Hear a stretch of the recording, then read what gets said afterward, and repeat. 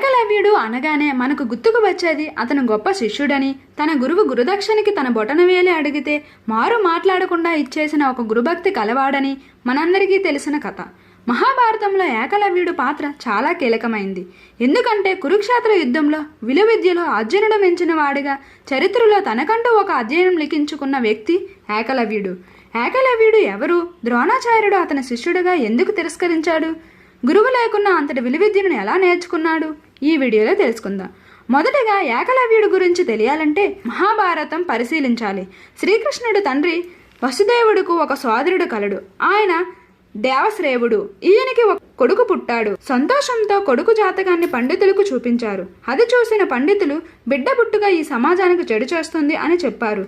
దీంతో తప్పని పరిస్థితిలో బిడ్డను తీసుకుని వెళ్లి అడవిలో వదిలేస్తాడు. ఆ తర్వాత అడవిలో పడి ఉన్న ఆ పసిబిడ్డను ఆ అడవికి రాజైన హిరణ్యకశిపుడు చూస్తాడు. ఆ బిడ్డను తన బిడ్డ సురేఖకు చూపించగా ఇక ఆ దంపతులు ఇద్దరు బిడ్డను తమ కొడుకుగా భావించి ఏకలవ్యుడు అని పేరు పెట్టుకొని సొంత కొడుకులా పెంచుకుంటారు. ఈ హిరణ్యకశిపుడు నిషిధ కులానికి చెందినవాడు. ఈ నిషిధ కులాన్ని మనం ఇప్పుడు ఎరుకుల లేదా బోయవారని పిలుస్తున్నాం.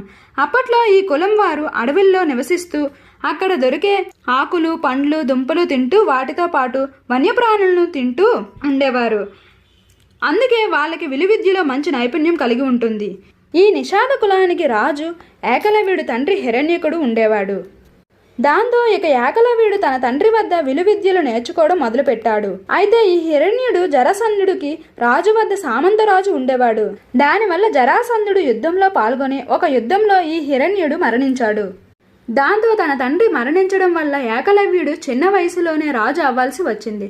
అయితే తన తండ్రికి విలువిద్యలో ఉన్నంత నైపుణ్యం ఏకలవ్యుడికి అప్పటికి లేదు. చిన్నవాడు కావడంతో విలువిద్యలు నేర్చుకునేందుకు అనేక ప్రయత్నాలు చేశారు. అలా విలువిద్యలు నేర్పించగల గురువు గురించి వెతుకుతున్న సమయంలో సకల విద్యావంతుడు, విలువిద్యలో ఎదురులేని పరాక్రమశాలి అయిన గురువు ద్రోణాచార్యుల గురించి తెలుసుకున్నారు. దాంతో ఆయన వద్దకు వెళ్ళి తనకి కూడా సకల విద్యను నేర్పమని అడిగాడు. అందుకు ద్రోణాచార్యుడు ఒప్పుకోలేకపోవడానికి కారణం ఏంటంటే తన కేవలం క్షత్రియులకు, వైష్ణవులకు, బ్రాహ్మణులకు మాత్రమే విద్యను నేర్పుతానని, నువ్వు నిషాద కులానికి చెందినవాడవని, కాబట్టి నేను నేర్పలేను అంటాడు.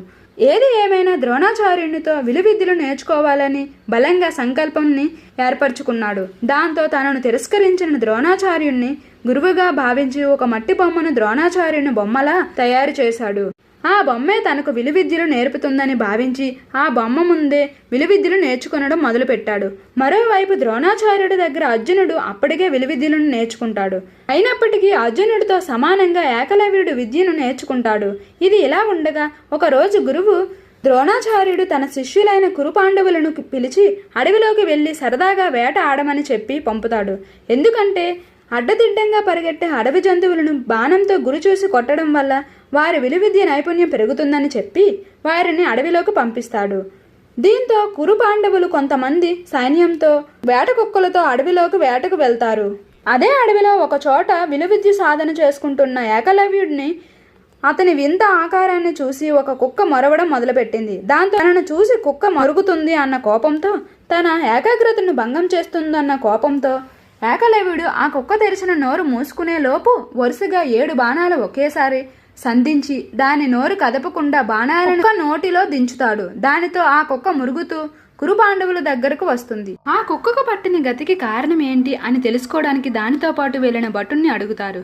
దాంతో ఆ భటుడు అక్కడ జరిగిన విషయాన్ని, ద్రోణుడు మట్టి బొమ్మను గురించి వారికి చెప్తారు. అప్పటి వరకు విలువిద్యలో ఎంతో గొప్పగా నేర్చుకున్న అనుభవం కలిగిన అర్జునుడు ఒకేసారి 5 బాణాల్లో మాత్రమే స్పందించగలడు. కానీ ఏకలవ్యుడు 7 బాణాలు స్పందించడంతో అక్కడ వారు ఆశ్చర్యపడడంతో పాటు కౌరవులు అర్జునుడిని హేళన చేస్తారు.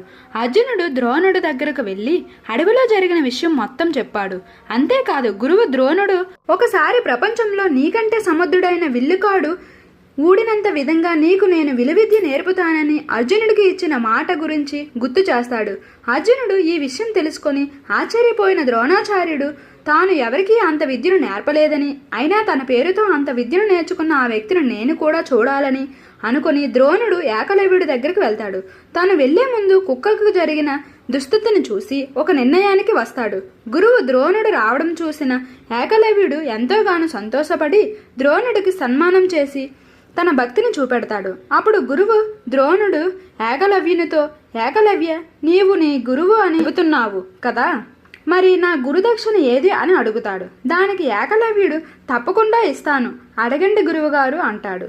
అప్పుడు ద్రోణుడు వెంటనే నీ కుడి చేతి బొటనవ్రేలు ఇవ్వమని అడగగా క్షణం కూడా ఆలస్యం చేయకుండా తన బొటనవ్రేలు గురుదక్షిణగా ఇస్తాడు. గురువు ద్రోణుడు చేసిన ఈ పనికి భాగవతంలో ఒక వివరణ కూడా ఇచ్చాడు. కుక్క అరిచిందని కోపంతో ఊగిపోయి ఆ కుక్కపై కఠినంగా బాణాలను ఎక్కుపెట్టి అధర్మ మార్గంలో నడిచాడు. ఏకలవ్యుడు ఎంత గొప్పవాడైనా కాలక్రమంలో అధర్మం వైపు నిలబడి యుద్ధం చేయడం వల్ల ఎంతో అనర్థం జరుగుతుందని భావించిన ద్రోణుడు విలువిద్యను ఆయుపట్టైన బొటనవ్రేలు ఇవ్వమని కోరినట్లు భాగవతం చెబుతుంది. కానీ బొటనవేలు పోయిన ఏకలవ్యుడు మాత్రం మిగిలిన 4 వేలతో బాణాలను స్పందించడంలో గొప్ప నైపుణ్యం సంపాదించాడు. అయితే ద్రోణుడు అనుకున్నది నిజం అయ్యింది. ఏకలవ్యుడు ధర్మం వైపు కాకుండా అధర్మం వైపు మార్గం ఎంచుకున్నాడు. అది ఎలా అంటే, ఏకలవ్యుడు తన తండ్రి పనికి చేసిన జరాసంధ్యుడు రాజు మద్దతుగా సామంతరాజు తన తండ్రిలా నిలబడతాడు. జరాసంధ్యునికి శ్రీకృష్ణునికి మధ్య ఎంతో వైరం కలదు కనుక జరాసంధ్యుడు ఎప్పుడూ కూడా శ్రీకృష్ణుని అతని ప్రజల్ని చంపాలని చూస్తాడు. ఇక జరాసంధ్యుడు ఏకలవ్యుడు విలువిద్యలను చూసి ఏకలవ్యుడిని తన సేనాధిపతిగా చేసుకుంటాడు. జరాసంధ్యునికి ఏకలవ్యునికి శక్తి సామర్థ్యాల మీద అపార నమ్మకం. దాంతో జరాసంధ్యుడు ద్వారకా మీద దండెత్తి వచ్చాడు. అయితే జరాసంధ్యుడికి శ్రీకృష్ణుడికి ఉన్న వైరం వలన జరాసంధ్యుడు చాలాసార్లు కృష్ణుని మీదకి తన సైన్యాన్ని పంపాడు. కానీ ఎప్పుడూ కూడా గెలవలేకపోయాడు. ఆ సమయంలో సకల శాస్త్ర విద్యావంతుడైన ఏకలవ్యుణ్ణి శ్రీకృష్ణుని శనాలపైకి పంపాడు. దాంతో ఏకలవ్యుడికి ఉన్న నైపుణ్యానికి యాదవ సైనికులు పిట్టల్లా రాలిపోయారు. అది తెలుసుకున్న కృష్ణుడు తానే చివరికి రంగంలోకి దిగాడు. శ్రీకృష్ణుడు జరాసంధ్యుణ్ణి ఓడించి ఏకలవ్యుణ్ణి చంపబోతూ అతనితో ఇలా అన్నాడు, సోదరా ఏకలవ్య, నీవు నా సోదరుడివి. నీవు నా పినతండ్రి అయిన దేవశ్రేణునికి కుమారుడివి.